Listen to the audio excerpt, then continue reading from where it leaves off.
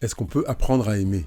À la fin de la vidéo, je réponds à la question qui me paraît super importante parce qu'en réalité, elle joue énormément dans notre capacité à être en sérénité, à se projeter dans une relation conjugale en n'étant pas inscrit dans un doute permanent où on impacte en plus l'estime de soi.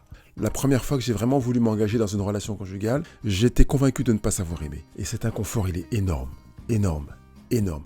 C'est un sentiment d'impuissance. Se sentir impuissant, c'est quelque chose de dur.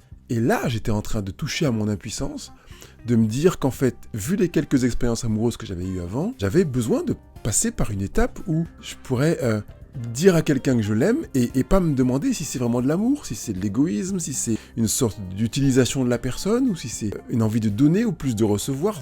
C'est vraiment quelque chose qui m'avait mis dans une position terrible. Et je peux comprendre complètement que bien des personnes que j'accompagne soient dans cette position où ils disent quand tout va bien, je me sens bien avec mon partenaire et puis quand il me prend la tête que quelque chose ne me va pas, je me dis je l'aime pas, je déteste ce mec, je déteste cette nana, je peux pas la supporter, j'ai envie qu'elle disparaisse. Et c'est une réalité que j'ai vécue pendant toute mon enfance dans ma relation avec mes parents où finalement j'avais le sentiment d'être existant uniquement quand ce que je faisais ou ce que j'étais correspondait à ce qu'ils voulaient.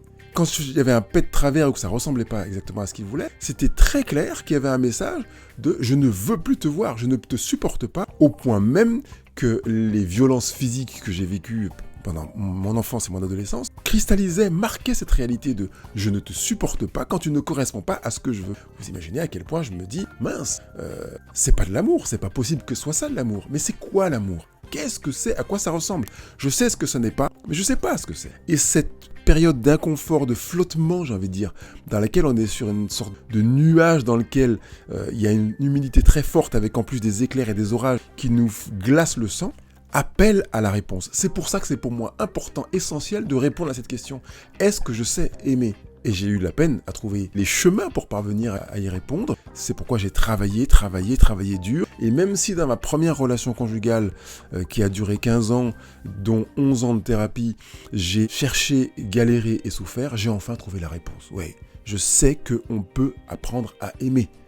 En fait, peut-être la question qui peut se poser, c'est qu'est-ce qu'on pourrait ne pas apprendre en fait en tant qu'humain ?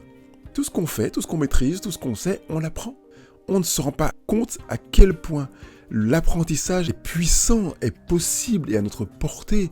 Alors quand je reviens à cette période où je dis à cette femme « je ne sais pas aimer » et que quelques mois après je lui dis « je crois que je t'aime » et que je vois bien que dans ses yeux il y a quelque chose de un peu nébuleux de se dire « mais c'est quoi ce truc ?» Elle n'a jamais entendu quelqu'un lui dire « je crois que je t'aime ». Et moi je pense que c'est une déclaration.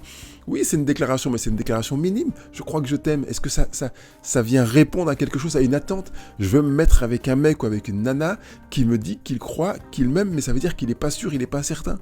J'ai pu le voir dans des couples dans lesquels on se demande est-ce qu'il m'aime, est-ce qu'elle m'aime ? Je ne sais pas en fait. Parce qu'on est perdu, parce qu'on n'a pas de repère. On ne sait pas à quoi ressemble se sentir aimé, ou on pense le savoir, et on ne sait pas vraiment à quoi ressemble être aimé. D'où l'intérêt de clarifier ça pour se dire maintenant que je sais ce que c'est, je sais ce que je vais attendre.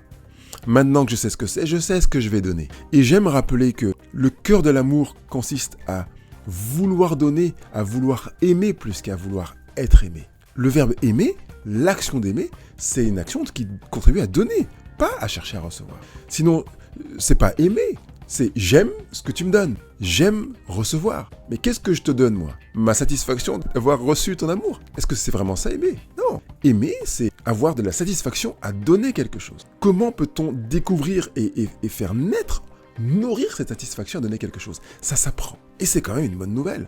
Oui, aimer s'apprend. Ne pas aimer, c'est difficile et douloureux.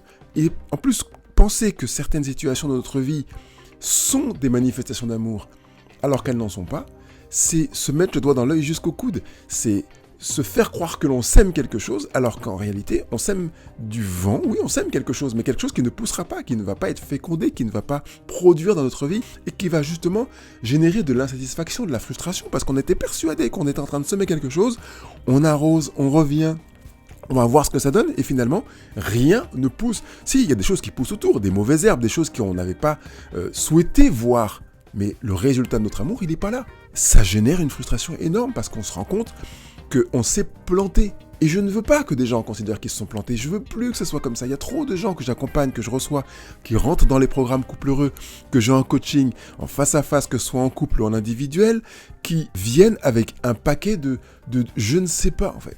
Je ne sais pas si ce que j'ai semé est de l'amour. Je veux montrer de l'amour à mon partenaire et ça le gonfle. Je lui montre qu'il est quelqu'un d'exceptionnel avec ma manière, avec ce que j'ai appris, et ça ne marche pas. Ça fait pchit, ça fait flop.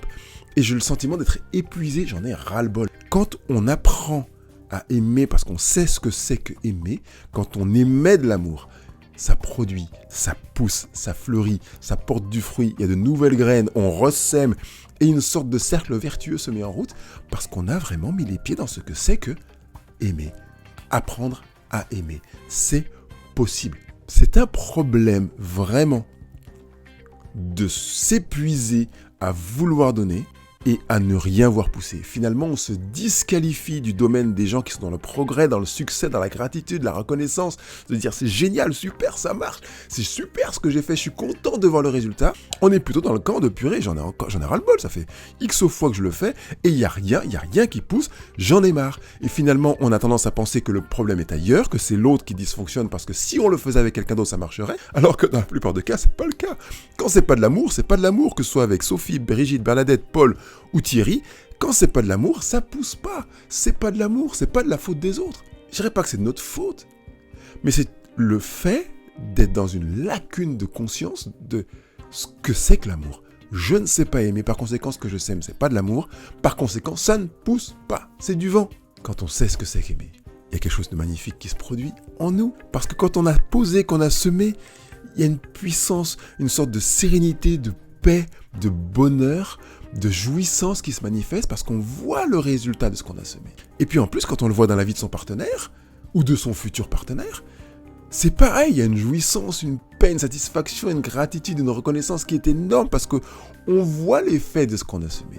Finalement, on rentre dans une forme d'encouragement permanent comme une boule de neige qui grossit, qui grandit et qui fait qu'on se dit « Ouais, je sème le progrès, je sème le succès. Je sais ce qui fait que je suis dans le progrès, je sais ce qui fait que je suis dans le succès. Je ne suis pas en train de subir le succès ou le progrès, chose qui ne se subit jamais.